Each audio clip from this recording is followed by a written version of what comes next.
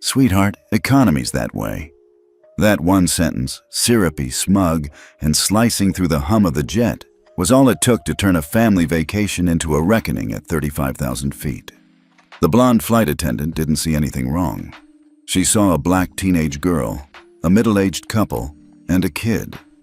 What she didn't see was the power quietly seated in 2A.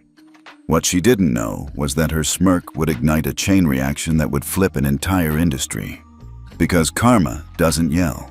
It boards first class, orders sparkling water, and waits.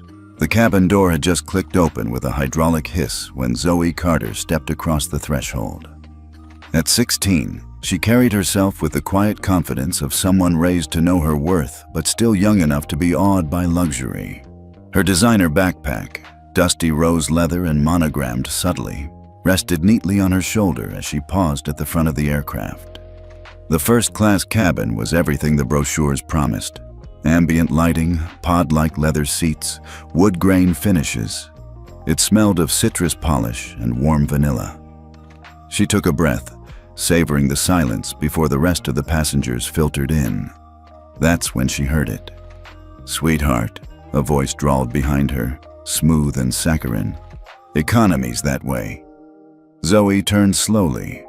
The woman addressing her wore the sharp navy uniform of a senior flight attendant, complete with polished heels and a pristine scarf knotted at the throat. Her blonde hair was coiled into a tight French twist, and her name tag read simply, Tammy. Her smile was practiced, stretched wide across her face, but never touching her frosty blue eyes. Tammy didn't gesture loudly or make a scene. She didn't have to. Her tone did all the work. A poisonous blend of condescension and certainty. Her manicured hand floated vaguely toward the back of the plane, like she was swatting at a fly. Zoe blinked, unsure if she'd misheard. She looked down at her ticket again. Seat 2B, first class. She was in the right place. Before she could speak, a firm but calm voice cut through the tension. "She's exactly where she's supposed to be," the man said. Dr. Nathaniel Carter stepped forward from the jet bridge, placing a reassuring hand on his daughter's shoulder. He was tall, with smooth brown skin and close-cropped gray at his temples. His navy travel blazer, cut perfectly to his frame, looked simple, until one noticed the bespoke stitching and the subtle monogram inside the cuff. He wore no flashy jewelry, no visible markers of status. But when he looked at Tammy, it was with the weight of someone accustomed to being obeyed. Behind him came his wife, Vivian, elegant in cream trousers and a silk blouse, her locks pinned into a low chignon. One hand gripped the rolling handle of her suitcase, the other rested lightly on the shoulder of their youngest child, Leo, a 10-year-old with wide, curious eyes and sneakers that blinked with every step. Tammy's smile faltered. Barely, but it faltered. She looked down at the boarding passes Dr. Carter held out, her eyes flicking from the names. Carter, Nathaniel. Carter, Vivian. Carter, Zoe. Carter, Leo. To the seat numbers, 2A, 2B, 2C, 2D. The best seats on the aircraft. "Ah," she said, her voice flattening into something colder. "Right. Row 2. Of course." She turned on her heel. "Follow me." No apology, no correction, just clinical detachment. The Carters wheeled their luggage down the aisle as other passengers murmured behind them. Zoe felt the burn of the invisible eyes pressing against her back. As they settled into their pods, the difference in service became immediately obvious. Tammy offered champagne in etched glass to the white man in 1A with a bright laugh and a twinkle in her eye. When she turned to Zoe and her mother, her tone clipped. "Orange juice or water?" she asked. "I'll take sparkling water with lime," Vivian said, her voice soft but unmistakably assertive. Tammy didn't flinch. "We're out of lime." Dr. Carter said nothing, accepting the plain plastic cup handed to him without expression. He took a sip, glanced once at the crystal flute resting delicately in Mr. 1A's tray, then turned to his daughter. "How's your seat?" he asked, brushing a speck of lint from her armrest. Zoe hesitated. She thought I didn't belong. "I noticed," he said simply. "I mean, Dad, did you see the way she looked at us?" "I did." "Are you going to say something?" Nathaniel Carter folded his hands across his lap. Eventually, Vivian leaned across the aisle, her voice calm and even. "We're here to enjoy this trip, not to educate the willfully blind." "But," Zoe started. Vivian offered her a small smile. "Not yet." The engines hummed to life. The cabin vibrated faintly as the aircraft began to taxi. Tammy floated through the rows, all polished grace and choreographed movements. But whenever she passed the Carters, her posture stiffened just slightly, her gaze glancing off them like sunlight on stone. She wasn't shouting, she wasn't outright cruel, but she was dismissive, diminishing. Every slight was too subtle to call out, yet clear enough to leave a mark. Zoe fidgeted, her fingers clenching the seatbelt. "She's not used to people like us being here," Nathaniel said, almost to himself. Vivian reached for his hand. "That's about to change." The Boeing 787 had leveled off smoothly. The soft chime signaling the seatbelt sign was off, echoing through the cabin like a starting bell. Tammy, as if energized by the altitude, resumed her performance. She moved down the aisle with the confidence of someone who believed herself the unofficial queen of the skies. Her tray was balanced with an expert's precision. Crystal glasses lined one side, plastic tumblers stacked silently on the other. The distinction was clear, and she made no effort to mask it. "Would you care for a glass of Chardonnay, Mr. Henderson?" she purred, her voice syrupy and affectionate, as she leaned toward the white man in seat 1A. He nodded, and she handed him a delicate crystal flute, the golden wine catching the light in a soft shimmer. Then she turned toward the Carters. "Orange juice or still water?" she asked curtly, not even looking them in the eye. "I'd like the Chardonnay as well," Vivian said, polite but firm. "We're reserving alcohol service for select guests at the moment," Tammy replied, reaching for the stack of plastic cups. She poured water, no ice, no lemon, and handed it over without a word. Zoe's fingers clenched the armrest. Nathaniel said nothing. He simply accepted his drink and took a slow sip. His eyes didn't follow Tammy. They never had. They stayed fixed on the air just past her shoulder, as if he were reading a line of code invisible to everyone else. Leo, however, shifted restlessly in his seat, his legs dangling, barely touching the floor. His apple juice, served in one of the same flimsy cups, wobbled on the tray in front of him. "Be careful, baby," Vivian whispered. Too late. Leo reached for his tablet, accidentally knocking the cup with his elbow. The juice tipped, sloshing over the edge and splattering onto the plush beige carpet. For a moment there was silence. Then Tammy's voice cracked through the cabin like a whip. "Oh, for heaven's sake!" she snapped, loud enough for everyone in the front 3 rows to hear. "Can you please control your children? This is a first-class cabin, not a playground." Heads turned, conversations halted. Even the hum of the engines seemed to hush. Vivian froze. Zoe's cheeks flushed crimson. Leo's eyes widened, trembling at the sudden aggression. Tammy stood there, hands on hips, looking directly at Vivian like she'd just brought a bucket of mud onto the floor of a cathedral. Nathaniel remained still. Mr. Henderson in 1A slowly lowered his Wall Street Journal. His expression was unreadable, but his gaze shifted from Tammy to the Carter family and then back to Tammy. He cleared his throat. "Miss Tammy," he said, his voice low but carrying, "I believe that was an accident."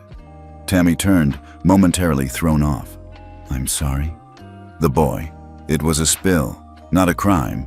Perhaps a napkin would suffice instead of a public indictment. A ripple moved through the cabin, subtle but palpable. Zoe glanced toward 1A, surprised. The man was in his late 60s, white hair, pressed shirt. Exactly the kind of passenger Tammy had been smiling for all morning. And yet, here he was, calling her out. Tammy's eyes darted around, caught between trying to salvage her pride and maintain her grip on authority. "Of course," she mumbled.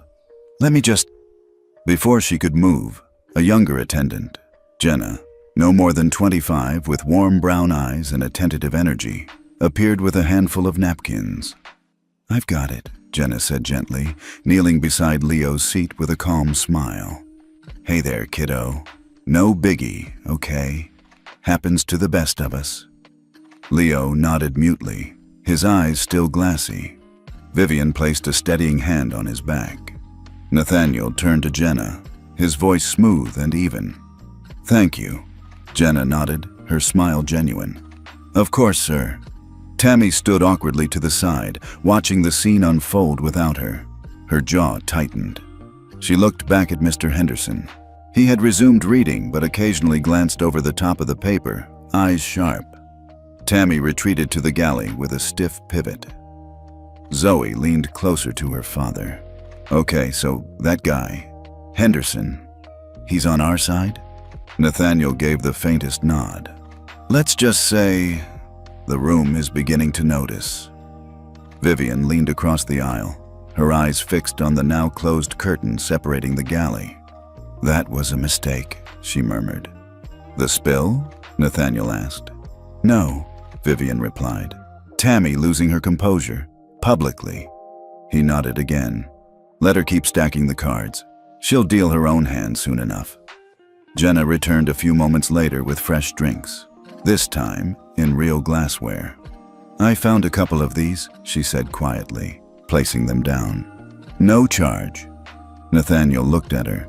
Jenna glanced around and added, barely audible, "I see what's happening, and it's not right." He didn't respond immediately, then noted. Zoe watched the exchange, 1,000 questions on her lips, but she said nothing. She could feel it now, something shifting. Her father wasn't just a calm man. He wasn't just used to being respected. He was waiting, calculating, measuring. And for the first time since they boarded, she realized Tammy wasn't the biggest threat in the room. Tammy was the trigger, but her father, he was the consequence. Tammy returned to the cabin with a clipboard in hand. Her smile tightened to a thread. Her eyes barely flicked toward the Carters as she breezed past them, checking off names with mechanical precision. The tension had not left her shoulders since Mr. Henderson's polite rebuke. She stopped just short of Nathaniel's seat, pretending to review the manifest, then leaned closer, just enough to let her words fall between civility and venom. "Some people get points and forget their place," she muttered. The words weren't for the manifest. They were meant for him. Nathaniel didn't blink. He didn't move. He simply turned his head, slowly, and looked at her. There was no outrage on his face, no flinch, no tightening of the jaw. Instead, his eyes narrowed. Curious, quiet, clinical. It wasn't the look of a man insulted. It was the look of a man taking notes. Tammy's smirk flickered. Just for a second, she straightened, then moved on to the next row, pretending as though nothing had happened, but her gait had lost its bounce. Her steps, normally swift and crisp, now dragged ever so slightly, the way a fox limps after discovering its paw caught in something invisible. From the other side of the aisle, Jenna watched. She hadn't meant to hear it. She hadn't planned to stop behind Tammy as she hovered over seat 2A. But she had paused instinctively when she saw the older woman lean in. And now, standing near the curtain to the galley, tray in hand, she heard every word. Forget their place. Her stomach turned. Jenna had only been with the airline for 14 months. She knew enough to keep her head down, follow protocol, and never cross a senior purser. But this wasn't a training video on miscommunication. This wasn't a guest service deviation. This was contempt, brazen, targeted, and fully intentional. She turned her back to the aisle and stepped into the galley. Her hands moved automatically, checking the coffee urn, arranging stir sticks. But her mind was spinning. She pulled her phone discreetly from the deep pocket inside her apron. The screen glowed softly. She didn't text a friend. She didn't message her boyfriend. She opened a secure messaging app, one that only a handful of staff knew existed. One she had been instructed to install after her orientation by a woman from corporate HR who never gave her full name. It was designed for escalation, real escalation, not missing blankets or rude passengers. but breaches of ethics. Code reds. Jenna typed a simple line. Sky 0. Cabin. Row 2. Senior staff. In progress. Confirm live? She hesitated for only a second before pressing send. The message encrypted itself before vanishing. The response came back within 30 seconds. Confirmed. Continue observation. Do not interfere. HQ monitoring. Jenna slipped the phone back into her apron. Her heart raced. She peeked out the curtain again. Vivian was helping Leo with his seat screen. Zoe was staring blankly at the clouds outside the window. Earbuds in, but music forgotten. Nathaniel sat perfectly still, fingers tented, eyes focused on nothing and everything at once. He looked, Jenna thought, not like a man planning revenge, but like a man who had already initiated something inevitable. Back in her seat, Zoe removed one earbud and leaned over the armrest. "Mom," she whispered, "did you hear what she just said to Dad?" Vivian glanced at her daughter, then at Nathaniel. "He heard it." "I know, but he's just sitting there." Vivian gave a small smile, one that didn't quite reach her eyes. "Exactly." Zoe didn't speak again. She didn't need to, because just then, Tammy returned, with meals. "I'm afraid we're short on options tonight," she said, her voice artificially bright. "The sea bass was very popular. We're down to chicken or vegetarian pasta." Nathaniel turned his head. Vivian tilted hers politely. "I pre-ordered the sea bass," she said. "Oh well, sometimes the system glitches," Tammy replied quickly. "I checked the manifest, and it's not showing." Vivian didn't raise her voice. "Interesting," she said, her tone light. "I have the confirmation email if you'd like to see it." "That won't be necessary," Tammy snapped, the tension bleeding through. "It's chicken or pasta. That's what we have." Zoe opened her mouth, but her father lifted one hand slightly. It was enough. Tammy gave a thin-lipped smile, placed 2 trays down with just enough force to rattle the silverware, then turned away. Again, Jenna watched. She wasn't the only one. Mr. Henderson had lowered his paper again. This time, he said nothing. But the look on his face was no longer polite disapproval. It was disgust.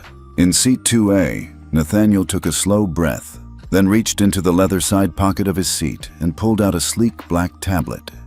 He unlocked it with a glance. He opened a folder marked Operations, then another marked Live Audit. He didn't type. He just watched. Nathaniel Carter reached calmly for the call button above his seat. A soft ding chimed overhead, subtle enough to be lost in the murmur of engine noise, yet deliberate. He waited, fingers steepled, eyes still on the darkened screen of his tablet. Less than a minute later, Tammy reappeared at his side. She smiled, but it was forced now, the strain beginning to show in the thin stretch of her lips. "Yes?" she said tightly. "Is there a problem, sir?" Nathaniel looked up, his tone as neutral as it had been the entire flight. "I'd like a word with the captain," he said. "When it's safe, of course." Tammy blinked. I can let him know. May I ask what it's regarding?" "A personnel matter," Nathaniel said. "He'll understand." Her smile faltered. A flicker of something crossed her face. Annoyance? Apprehension? Then, quickly, she nodded. "I'll pass the message along," she said, and turned briskly toward the cockpit. But she didn't go straight there. Instead, she ducked into the forward galley and took a breath, glancing over her shoulder. When she was sure no one could hear her, she picked up the interphone and dialed the flight deck. "Flight deck," came a voice. Calm, clipped, professional. "Captain Miller, it's Tammy." There was a pause. "Go ahead." "I just wanted to give you a heads up. Passenger in 2A is requesting to speak with you. He's being difficult." "Difficult?" The captain's voice remained even. "Yes, sir. He's made a number of demands, is questioning service policies, and now wants to escalate directly to you. I thought it best you were aware before we land." Another pause, a different kind. "I see," Captain Miller said slowly. "Passenger in 2A, you said?" "Yes, sir." "Name?" Tammy hesitated. Carter! Nathaniel Carter! Silence, for just a breath too long. Then, Tammy, hold the line. A click. A second line opened in the cockpit. In the captain's headset, a second voice entered. "Ops," said the voice. "We're patched into the feed. Do you need confirmation?" Captain Miller pressed his finger to the screen embedded in the panel in front of him. A file opened. He didn't need to scroll. Carter, Dr. Nathaniel T., Executive Chairman, Skybridge Holdings. Primary owner, Avanti Global Aviation Consortium. Audit authorization, Level 1, active. Captain Miller straightened in his seat. He swore under his breath. "Captain?" Tammy's voice came through the interphone again, confused now. Miller toggled back. "Tammy," he said, his tone changing. No longer neutral, now tight, urgent. "Stay exactly where you are. Do not approach the passenger again." "What?" "Sir, do not engage." His voice was steel. Tammy fell silent. Captain Miller unbuckled his harness and turned to his first officer, a young pilot named Harris. "You have control," he said. "Yes, sir." Without another word, Miller stood, smoothed down his uniform, and opened the cockpit door. The moment he stepped into the aisle, the atmosphere shifted. Passengers turned subtly, sensing something. Nathaniel looked up, but didn't move. Captain Miller walked the length of the first-class cabin with military precision and stopped at seat 2A. "Dr. Carter," he said, loud enough for the surrounding rows to hear. "Captain Frank Miller, I understand you requested to speak with me." Nathaniel nodded. "Thank you for making the time, Captain." "It's my duty, sir," Miller said. "I apologize for any conduct that has failed to meet our standards." Tammy, hovering in the galley, heard every word. Her face paled. Nathaniel gestured calmly. "The matter is ongoing, but I believe we're approaching resolution. Please let me know if I can assist," Miller said, voice deferential now. Nathaniel smiled politely. "You already have." Captain Miller nodded, took one final glance at Tammy, still frozen behind the curtain, and returned to the cockpit. Zoe stared at her father. "Wait," she whispered. "Why did the captain come to you like that?" Vivian didn't speak, but her lips curved slightly. Zoe blinked. "Who are you, really?" Nathaniel's gaze drifted back to his tablet.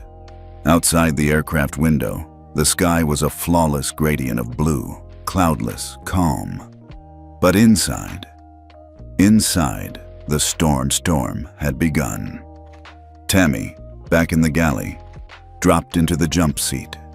Her hands shook. She stared at the interphone like it had betrayed her. Her own captain had not only dismissed her concerns, but had thanked the passenger she tried to discredit. Something was wrong, very wrong. She reached into her pocket and pulled out the manifest again, scanning the names. Carter, Nathaniel. She'd seen it before, but now it gnawed at her.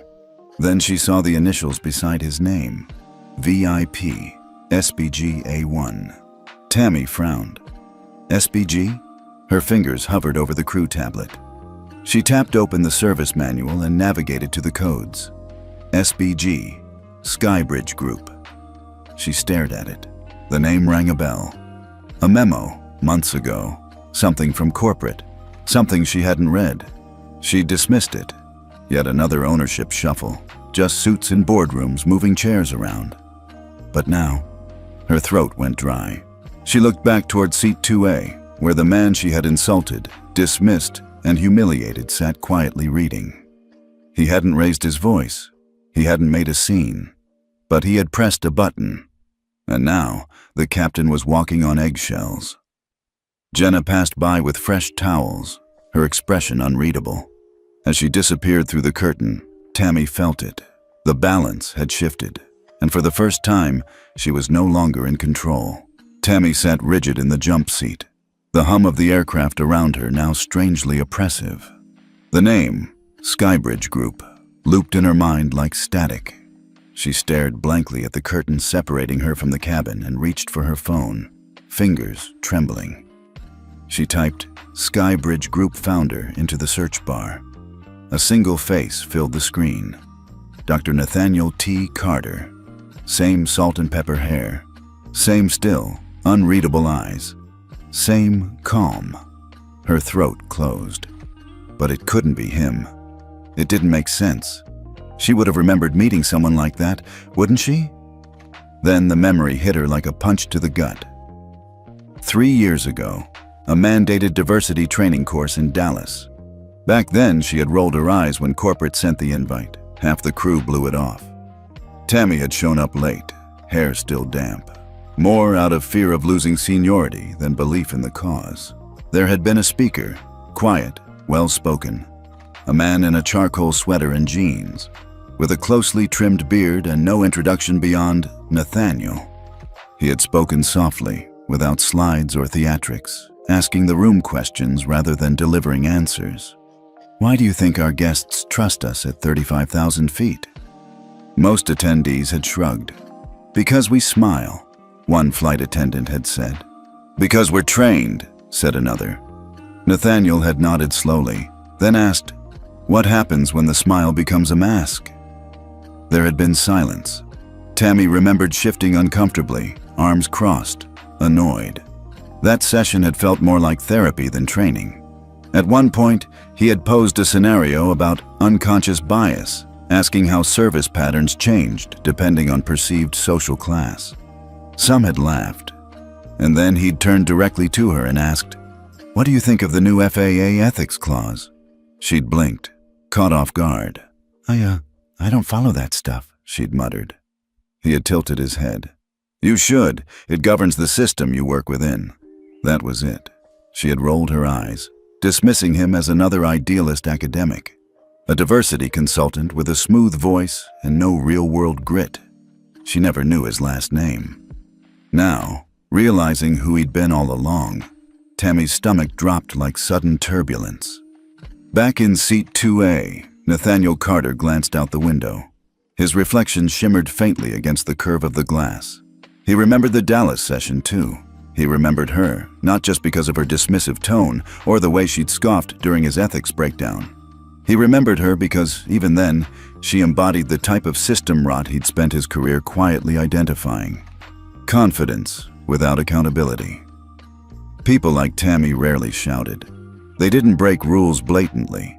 They enforced culture through tone, through exclusion, through the 1,000 little gestures that taught others where they belonged. She hadn't recognized him that day. She hadn't recognized him today. That, he thought, was the most damning part. A lifetime of superiority had blinded her to context, to change, even to risk. He tapped his tablet again, bringing up a secure document labeled FAA Amendment D, Ethics Clause Review. His signature was still at the bottom. Dr. Nathaniel T. Carter, FAA Board of Governors. He had been the first black man ever appointed to the board, and the last person many people in power expected to sit across from them, quietly taking notes. He thought back to the day of the vote, a private boardroom in D.C., a table lined with agency heads and legal counsel. When he presented the clause, a mandate that any federal certified airline must provide documented bias training to all cabin crew, one member had scoffed. Is this really a systemic issue? The man had asked. Nathaniel had responded without raising his voice. Bias at 35,000 feet becomes a safety issue when it undermines trust, and when trust falls, so does the plane. The clause had passed, barely. He hadn't needed thanks. He needed results, which was why he now flew, unannounced, observing. Not for show, not to trap anyone, but to see who the system really was when it thought it wasn't being watched. Back in the galley, Tammy stood. She adjusted her uniform, composed her face. She had always believed that if she looked confident enough, no one would question her authority. She was wrong. Still, she wasn't finished. She walked slowly toward seat 2A, rehearsing a script in her head, misunderstood, overworked, perhaps overly direct, but professional. She could spin this. She always had. Nathaniel looked up as she approached. Dr. Carter, she began, trying not to flinch at the name. His eyebrows lifted slightly. I just wanted to say I wasn't aware of who I was, he said gently. Tammy opened her mouth, then closed it. I remember you, he continued. Dallas, 3 years ago. She paled. He didn't raise his voice, didn't accuse her. He simply asked, "What do you think of the new FAA ethics clause now?" She froze. Her voice cracked. I think it's important. He nodded, calm as ever. It is. He didn't dismiss her. He didn't need to. She stood there a moment longer, suspended in silent shame, then turned and walked away. Back to the jump seat, back to the realization that the man she had treated like luggage was the architect of the very standard she failed. Nathaniel returned to his tablet, his face unreadable. But in his mind, a box had been checked, observed, documented, validated. In the crew galley, Jenna slipped her phone out again, shielding the screen from the narrow camera above the storage hatch. Her pulse quickened, but her hands were steady. She opened the same secure app she'd used earlier, tapped twice, and entered her assigned access code, Sky Zero. The moment the term reappeared on the screen, the app prompted a follow-up.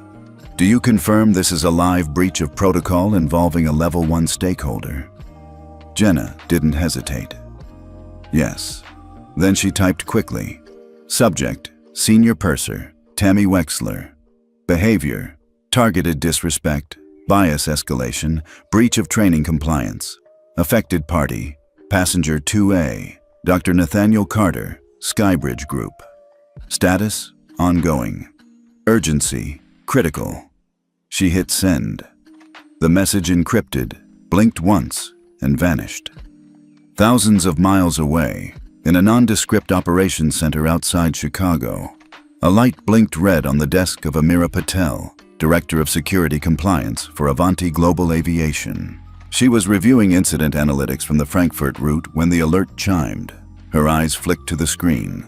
Alert, Sky Zero protocol triggered. Live flight, AV 1782 JFK, LHR. Identified stakeholder, Dr. Nathaniel Carter. Position, Executive Chairman, Skybridge Group. Amira straightened in her chair. She didn't forward the alert. She picked up the red phone. Across the city, inside a private conference room atop one of Chicago's tallest skyscrapers, Robert Alden, CEO of Avanti Global and acting liaison to the Skybridge board, was halfway through a quarterly budget call when his assistant appeared at the door. Sir, she said softly, Sky Zero just activated. The color drained from his face. The boardroom froze. Robert placed the call on mute and stood slowly. Which flight? AV 1782, JFK to Heathrow. He didn't ask who the stakeholder was. He already knew. Prep my jet, he said. We land in London before they do. His team scrambled. Inside the cabin of AV 1782, Jenna tucked her phone away. She didn't know the exact chain reaction she had triggered. She only knew the training manual said to act, not wait. Back in her seat, Zoe was whispering with Leo, distracting him with a card game on his seat screen. Vivian had closed her eyes, pretending to rest, but her fingers were tapping a silent rhythm against her thigh. Nathaniel remained still. It wasn't just poise, it was precision. He knew what Jenna had done, not because she'd told him, but because he had designed the system she had just activated. The Sky Zero protocol was his creation. Months earlier, when Skybridge finalized its controlling acquisition of Avanti Global, he'd insisted on a mechanism to bypass corporate silos, a direct line from the front lines to decision makers. But it had to be discreet, empowering the lowest-ranked employees to flag misconduct without fear. Only 3 things could trigger Sky Zero: an in-flight safety breach involving VIP stakeholders, violation of FAA ethics clauses involving protected classes, systemic misconduct by supervisory crew. Tammy had just hit all 3. Nathaniel opened his tablet and checked the private dashboard. A blinking indicator read, 0, active, time-stamped, verified. He smiled, just barely. This wasn't revenge. It was accountability. Live, unfiltered and irreversible. Meanwhile, Tammy paced in the galley, fingers twitching. She sensed something had shifted, but not fully. She had tried to regain composure, but the captain's deference, Jenna's distance, and Nathaniel's silence gnawed at her. She reached for the manifest again and stared at the initials next to Nathaniel's name, SBG A1. She didn't know what the A1 stood for. She didn't realize it was internal shorthand, Tier 1 asset. She certainly didn't know it triggered executive-level alerts if paired with misconduct. Her phone buzzed in her pocket, a message from crew operations. Service notes update. Review upon landing. Contact supervisor ASAP. Her stomach sank. She looked up just as Jenna walked by. Their eyes met. Jenna didn't blink. Tammy turned away. 35,000 feet below, a flurry of communication raced between compliance officers, legal advisors, and the CEO's office. Robert Alden's jet had already departed O'Hare, headed straight for Heathrow, ETA, 22 minutes before AV 1782 touched down. In the cabin, Mr. Henderson leaned back in 1A, watching the quiet tension unfold.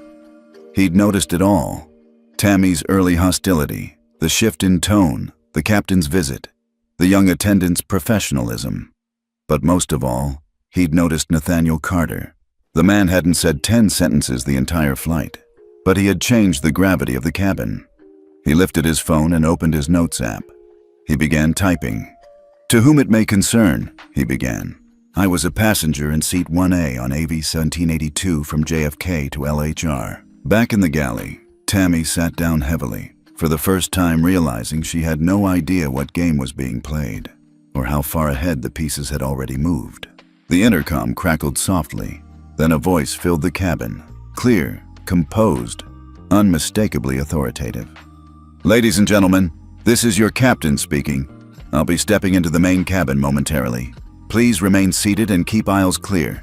Thank you. Tammy froze mid-step near the galley, a tray of half-collected glasses balanced in her hands. Her eyes darted toward the cockpit, then to the front of the cabin. Something wasn't right. This wasn't protocol. Within moments, Captain Frank Miller emerged, still buttoning his blazer. He walked with calm urgency, nodding once at the first officer seated behind the controls. The curtain separating first class from the galley rustled as he pushed through. Passengers looked up, some curious, others merely unsettled by the shift in energy. Nathaniel Carter didn't look up. He was already watching. The captain came to a stop directly in front of row 2. His posture was straight, his jaw firm. He addressed the cabin, not just Nathaniel, not just Tammy, but everyone. Ladies and gentlemen, he began, his voice projecting without strain. I would like to extend a formal apology on behalf of Avanti Global and this crew. There was silence. This flight has not met the standards of professionalism and respect that every passenger, regardless of background, status, or seat assignment, deserves. That failure falls on our shoulders, and as captain of this aircraft, I take full responsibility for addressing it. Tammy, now standing just behind him, paled. She opened her mouth, but the captain raised a hand before she could speak. Senior Purser Tammy Wexler, he said evenly. You are relieved of all service duties for the remainder of this flight. The silence that followed was thicker than turbulence. Zoe sat up straight. Vivian's hand stilled mid-page in her book. Even Leo looked up from his tablet, sensing the gravity in the air. Tammy's eyes went wide. Captain, I'm not sure I understand. This is not a discussion, Captain Miller replied. You will return to the crew rest area and await further instruction upon landing. But You've said enough, he said, softer now, but not gentler. He turned slightly toward Jenna, who was watching from the galley, her expression frozen in shock. Jenna, he said, please resume purser responsibilities for first class. The words landed like a thunderclap. Jenna blinked. Sir? You're clear to proceed. Follow the standard service protocol and maintain the cabin. Tammy stepped forward, voice shaking. She's not even senior. She's... Captain Miller looked at her, and for the first time, the steel in his voice carried heat. Walk away, Tammy. A beat, then another. Tammy turned, slowly, walking past the stunned passengers, through the galley, and toward the crew rest area. Her movements were robotic, her face blank. The door clicked shut behind her. Captain Miller faced Nathaniel, bowed his head slightly. Thank you for your patience, sir. Nathaniel nodded once. You handled that with integrity, Captain. I hope so, Miller replied. If there's anything else I can do, there is, Nathaniel said calmly. Miller straightened. I'd like Jenna to remain in charge of first class for the duration of this flight, Nathaniel continued. All further communication can be directed through her. Understood.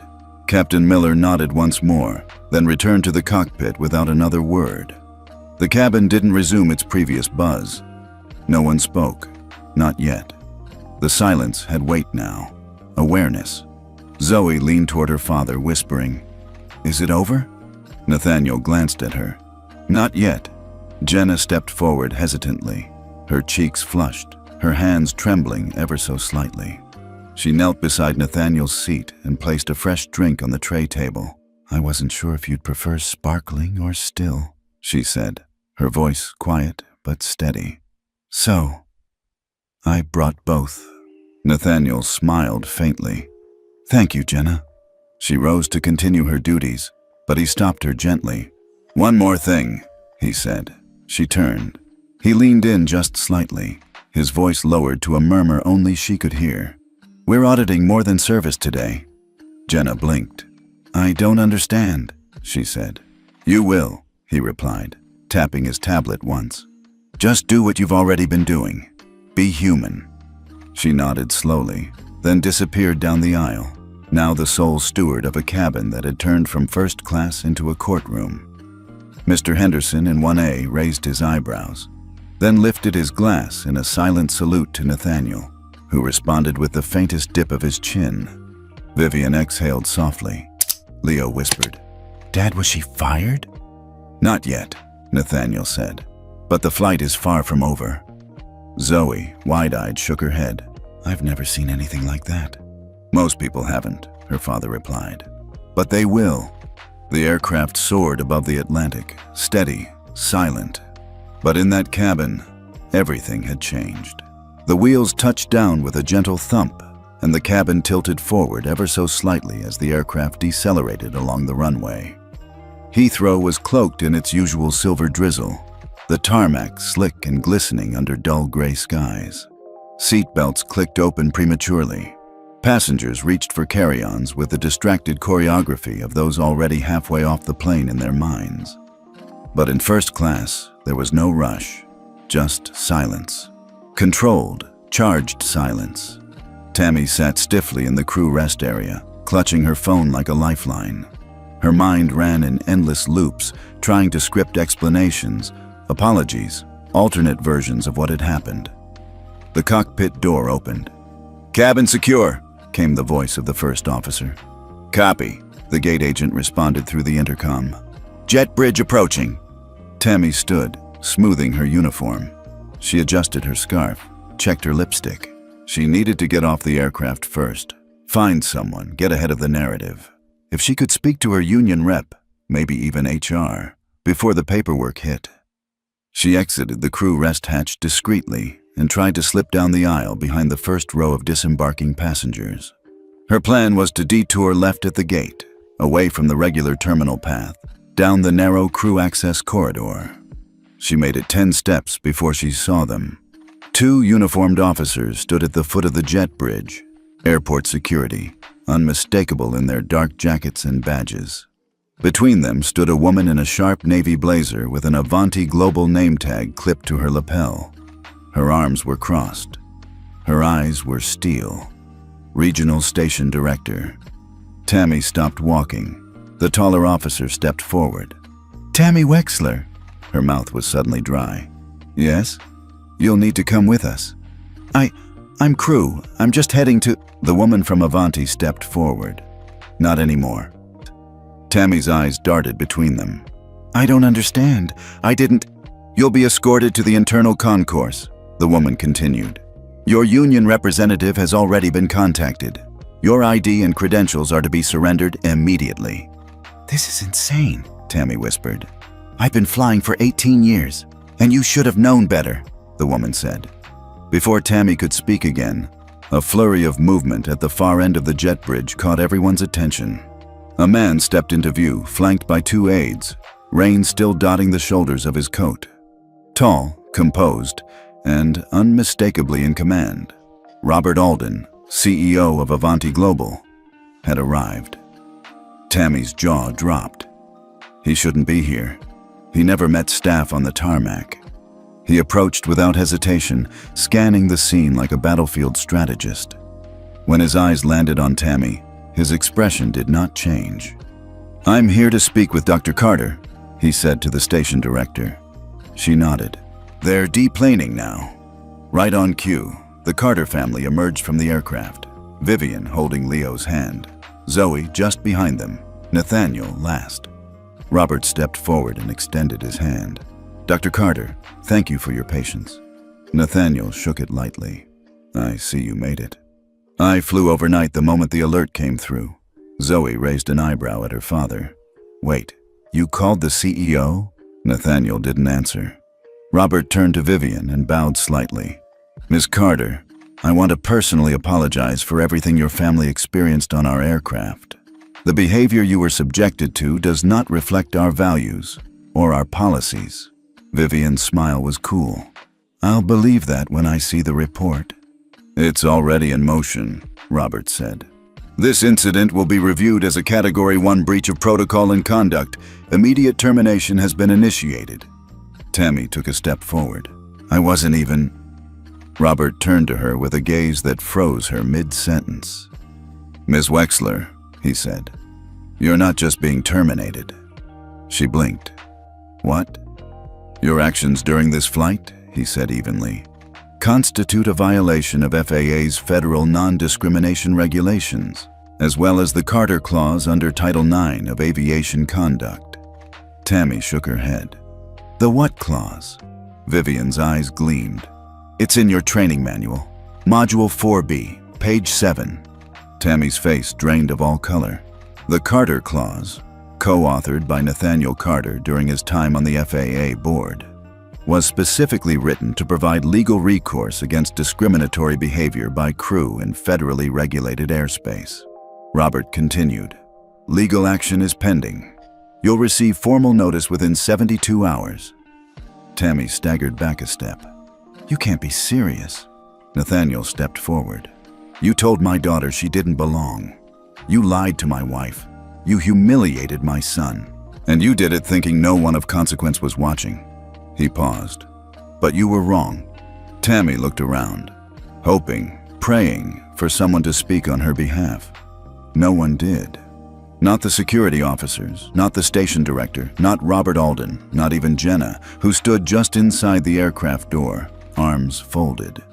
Tammy's hands trembled. I didn't mean... But you did it, Nathaniel said. The officers stepped forward. This way, ma'am.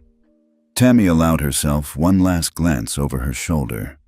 Passengers streamed out behind the Carter family, some whispering, some staring, others deliberately looking away. Her career, her power, her identity was already dissolving into that jet bridge air. Nathaniel turned to Robert. We'll speak later. There are broader implications to address. Of course, Robert nodded. I'm at your full disposal. Nathaniel didn't reply. He simply turned and walked toward the private corridor, his family by his side. And behind him, the cabin finally exhaled. By the time the Carter family reached their private transfer vehicle, the story had already begun its silent spread. Not on social media, not through viral footage, but through internal networks, encrypted platforms, and whispers in glass-walled boardrooms. Inside Avanti Global's headquarters in Atlanta, a cluster of executives huddled around a large screen displaying the words, Sky Zero Incident 1782, Active Status, Escalated. Below that, a timeline was forming. Each event on flight AV-1782 was time-stamped, tagged, and cross-referenced against policy codes. A red flag blinked next to the name. Wexler, Tammy, terminated. But that wasn't the biggest headline. Further down, a green bar appeared. Field confirmation. Internal audit observer present. Identity redacted credentials verified. Skybridge legal op-yes. The room fell quiet. Back at Heathrow, in a modest corner of the arrivals terminal, Jenna sat alone in a staff break room, staring at a tablet she'd been handed minutes earlier. A digital document glowed on the screen. Invitation to join Project Apex, Advisory Panel for Ethical Experience. Her fingers hovered. The program didn't exist yesterday. Now it had a name, a logo, and a launch date, 3 weeks out. And she was the first cabin crew member being invited to help build it. A gentle knock at the door made her look up. A man in a dark suit stood in the doorway. He looked like he belonged in a courtroom, not an airport lounge. "Jenna Morales?" he asked. She stood. "Yes? I'm with Skybridge Legal. May I have a word?" She nodded, unsure. "I just wanted to thank you," he said quietly, "for how you handled yourself, and for your discretion." She hesitated. "I just did what the manual said." He smiled. "Most people don't." Then he handed her a sealed envelope. "Inside is your temporary clearance for advisory status. Your role is confidential until the internal statement is made. Do you understand?" "Yes," she said, trying to keep her voice from shaking. "Good," he nodded. "You're part of something bigger now." He turned to leave. "Wait," she said. "Can I ask, were you the one watching? On the system?" He paused. "I was watching," he said, "but I wasn't on the system." Then he walked away. Jenna sat down again, heart pounding. She didn't understand fully what had just happened, but she knew something irreversible had shifted. Meanwhile, in Washington, D.C., inside the West Wing of the FAA headquarters, an emergency session had been called. A special folder had landed on the desks of senior administrators with a bold label across the top. FAA Internal, Carter Clause Enforcement, Flight AV-1782 Report. The room's most senior legal officer, a woman named Denise Langford, flipped through the packet, eyes narrowing. "This went live in less than 12 hours, she murmured. Beside her, a policy advisor spoke. "It's Carter's protocol. He anticipated the gap. The minute Skybridge acquired Avanti, he put those systems in place. And now they've been tested," Denise said. "Successfully." Denise looked across the table. "This will hit the Hill by next week. You know that, right?" Everyone nodded. This wasn't just a cabin crew scandal. This was a blueprint for live ethical enforcement in federally regulated airspace, created and piloted by a man who had seen the loopholes and quietly designed a lock. And no one had seen it coming. Well, almost no one. Seated in 5C on flight AV-1782, a quiet older man had kept his eyes closed for nearly the entire trip. He'd refused drinks, declined headphones, just sat still, wrapped in a travel blanket, feigning sleep. But he hadn't slept. He'd listened. He'd taken notes.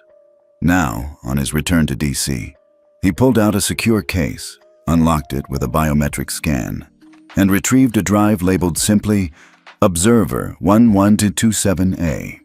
As General Counsel for Skybridge Holdings, it was his job to confirm what the systems detected and ensure there was no plausible deniability.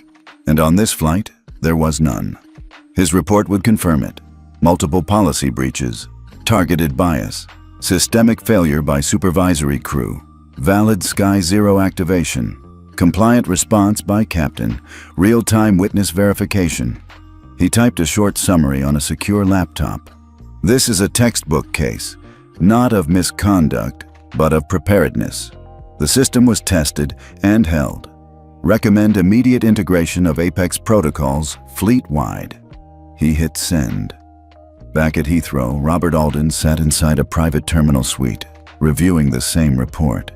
His face was pale, not with fear, but with clarity. This wasn't a PR crisis. This was a paradigm shift. He picked up his phone and dialed his assistant. "Get me every regional director on a video call. 1 hour, no exceptions." He hung up and rubbed his temples. Above him, through a wide glass window, the nose of Flight AV-1782 pointed skyward again, already lifting off for its return leg. But the ripples it left behind had only begun to spread. The conference room on the 52nd floor of Avanti Global's Atlanta headquarters was sweltering, despite the AC being set to a brisk 68 degrees. The chill in the air couldn't compete with the heat rising from panic, accountability, and eyes darting across a 12-seat glass table. Robert Alden stood at the head of the room, hands planted firmly on the glossy surface. Behind him, a projection screen displayed 2 words in clean, bold font: "Flight Forward." "This isn't damage control," Robert said. His voice was quiet, but it cut clean through the room. "It's a full operational reset." Around him, a mix of VPs, legal counsel, PR strategists, and HR executives sat with notebooks unopened. No one had questions. They were all waiting to hear what the fallout would be. "Flight AV-1782 is going to be a case study," Robert continued. "But not for failure, for how fast and how far one mistake can travel when the wrong person is watching." He paused. "Or the right person." He clicked the remote. The screen changed again. This time it showed the logo for the Apex program. Underneath, Airline Professional Excellence and Equity. "Effective immediately," he said. "Flight Forward will replace all outdated training and hiring systems with Apex.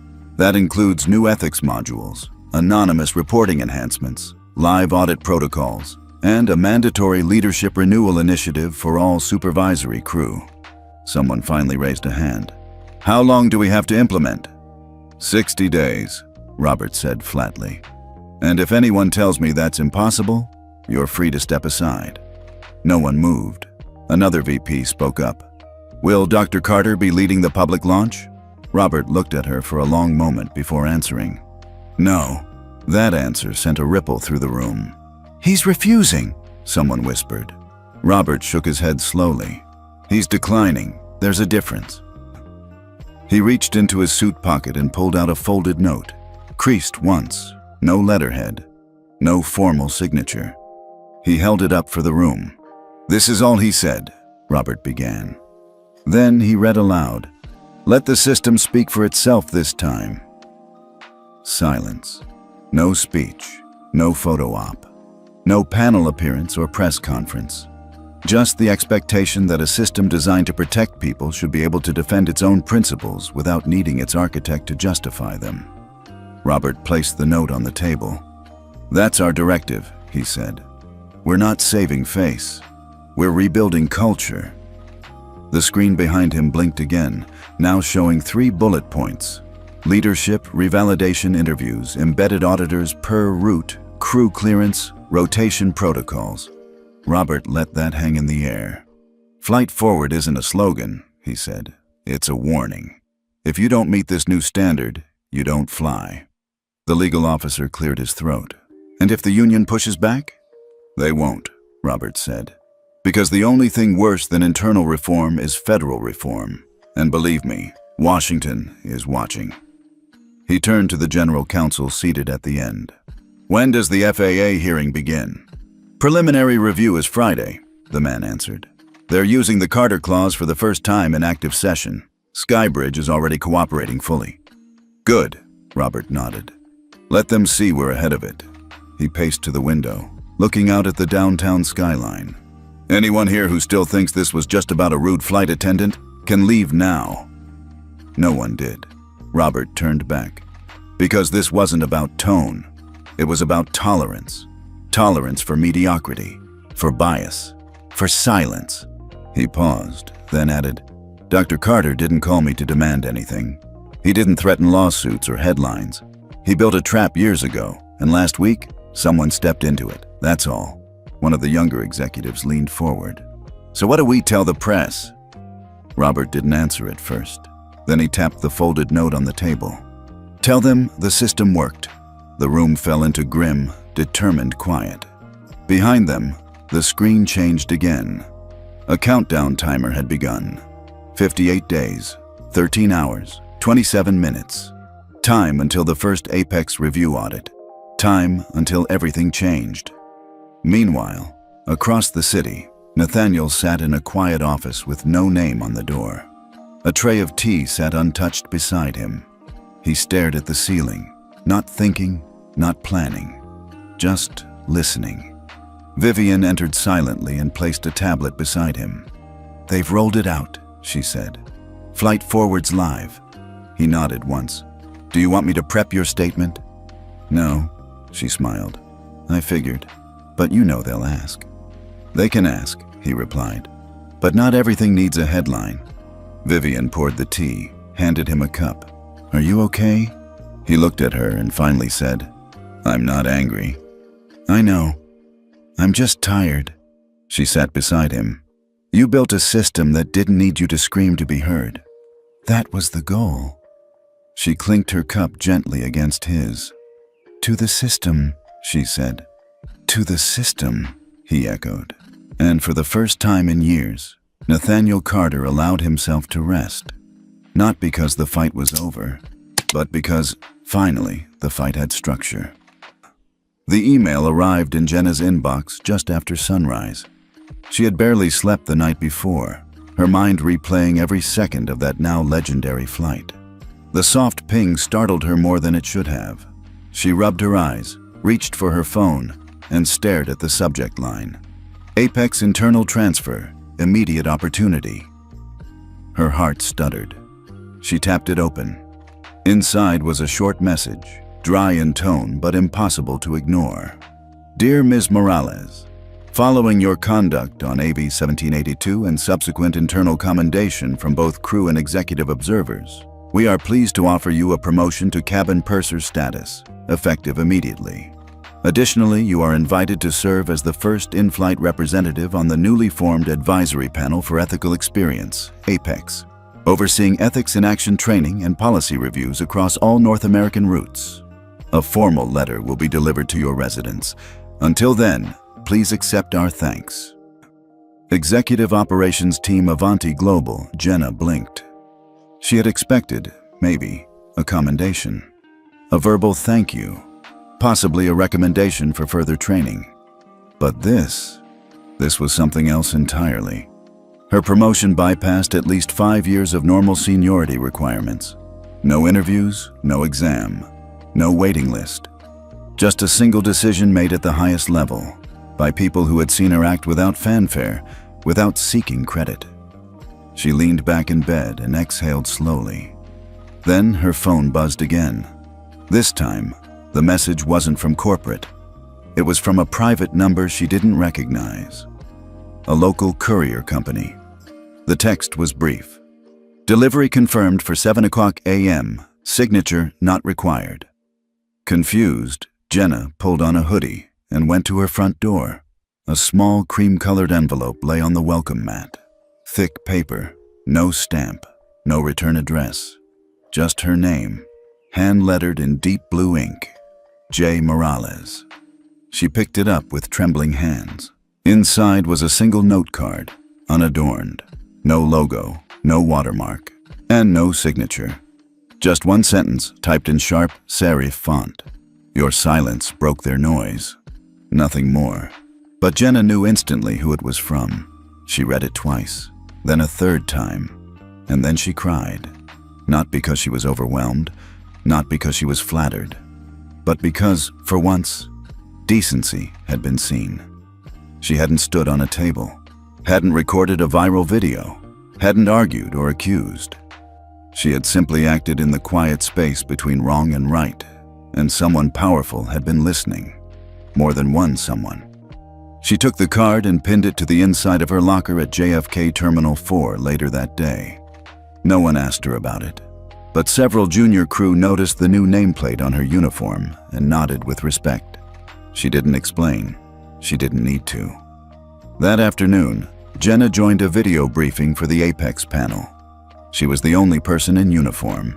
The rest were suits, Compliance officers, HR executives, legal advisors. Some seemed puzzled by her presence, others politely curious. But when the moderator introduced her as the observer with the highest live scenario impact rating from the AV 1782 incident, everyone listened. They asked her how she'd known what to do. She shrugged. I just followed training and my gut. Why didn't you intervene more directly? One executive asked. Jenna smiled gently. Because power doesn't need a stage to be real. Sometimes the most important voice is the one that doesn't shout. The legal advisor, the same man who had approached her after the flight, gave a small, approving nod. The call ended with a consensus. Jenna's role would expand. She would help write the new microaggression detection protocols. She would consult on the revised training simulation scripts. And she would be authorized to mentor junior crew in high-sensitivity scenarios. By week's end, her name had quietly joined the official internal portal as Apex Advisory Member for 001. Not a viral celebrity, not a media darling, just a professional, elevated in silence. Meanwhile, in a private townhouse in London, Nathaniel sat at his desk, scrolling through internal Apex reports. His screen showed a photo of Jenna, headshot, not surveillance, alongside a short bio and status log. Vivian entered behind him, holding 2 cups of tea. You sent the card? She asked. He nodded. She'll never forget that, she said. She wasn't supposed to, Nathaniel replied. It wasn't for PR, it was for permanence. Vivian sipped her tea. She reminds me of us, back then. She reminds me of what we hoped people would become if we just gave them the right tools. There was a long silence between them. Then Vivian said, Are you sure you want to stay out of the spotlight completely? Nathaniel tapped the screen gently. I don't need the light. I need the structure to hold. She smiled. Later that evening, Zoe asked to see the report on Jenna. She's the one who helped us, right? She said. Nathaniel pulled up the summary. Zoe read silently, then nodded. She didn't yell. She didn't fight. She didn't have to, Nathaniel replied. She just stood still, Zoe said. No, he corrected gently. She stood true. Rain misted over the windows of Terminal 3, a fine gray veil blurring the horizon. Heathrow buzzed with the controlled chaos of a weekday afternoon. Pilots hustling, luggage carts whirring, voices echoing across polished floors. Tammy Wexler stood beside Gate 47, clipboard in hand, safety vest zipped halfway, and an earpiece nestled in her left ear. No makeup, no scarf, no heels, no wings. She barely recognized herself in the reflection of the departure glass. It had been 17 days since AV 1782 landed. Her termination came within hours, swift and unsparing. No exit interview, no ceremony. Her access badge had been deactivated before she even stepped off the private jet bridge. Technically, she was lucky to still be employed. Barely. Her union had bargained her into a ground operations role, pending legal review, baggage oversight, tarmac support, gate coordination, anything far from passengers and even farther from authority. Her job now was to watch others fly. She looked up as the nose of a Skyjet 787 rolled slowly into position, its logo gleaming against the wet tarmac.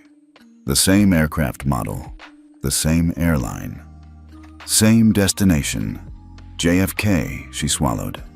The engines roared. A slow, mechanical groan filled the air as the plane lined up for takeoff. Her eyes followed it instinctively, tracking the familiar ballet of motion, thrust, lift, climb.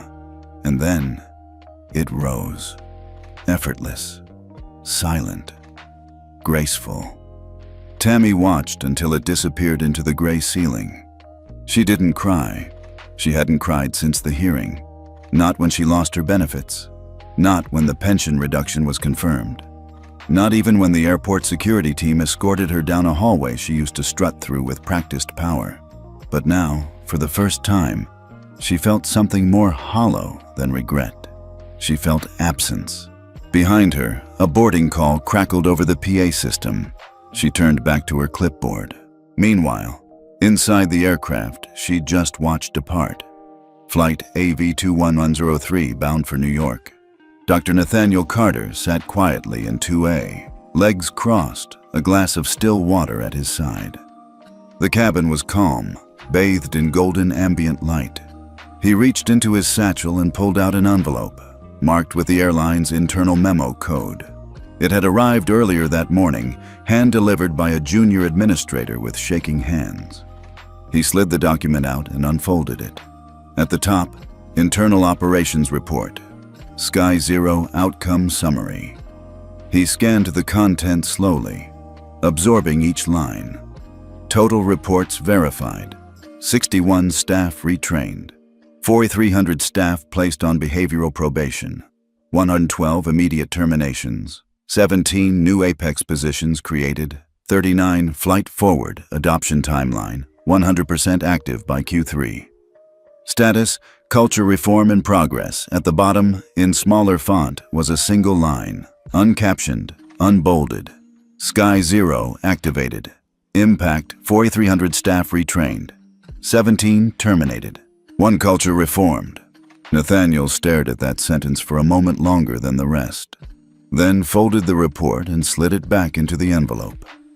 Across the aisle, Vivian reached over and touched his wrist. "You're not smiling." He looked at her. "I'm processing. You should feel proud." "I do," he said. "But it's complicated. Because the change came with casualties?" "No," he said quietly. "Because it shouldn't have taken a trap to reveal the cracks." Vivian nodded, then glanced at the closed galley curtain. "She's not on this flight," she said, referring to Tammy. "I know. But someone like her is. Somewhere." Nathaniel didn't answer. Instead, he reached into the side compartment and retrieved a small, handwritten note, one that had been passed to the gate agent by a departing passenger from the previous flight. There was no return address, no signature, just 6 words scrawled in tight cursive. "You didn't yell, but you changed everything." He read it once, then again, then folded it gently and placed it in the breast pocket of his blazer. Power had never been about noise. Not for him. It had always been about precision. He looked out the window. The clouds were clearing as the aircraft climbed higher, breaking through layers of gray into sudden blue. Above the weather. Above the noise. Behind him, Zoe was scrolling on her phone, pausing occasionally to glance out the window. Leo was fast asleep, his head against Vivian's shoulder. The world they were flying toward would not be free of bias, but it would be less tolerant of it, tangibly, systemically, because someone had pressed a button, because someone had chosen to listen, because someone else had chosen to stand still, quietly, and let that choice echo. Nathaniel reached into his tablet and opened a blank document. He typed a single sentence. "Power is not what you show, it's what you shape." He paused, then added, "And once shaped, it shapes others." The captain's voice crackled overhead, announcing cruising altitude. Nathaniel closed the tablet, leaned back, and finally allowed himself a breath he hadn't known he was holding. Above the clouds, above the past, above the noise, change had already begun. And for once, it didn't need to shout to be heard.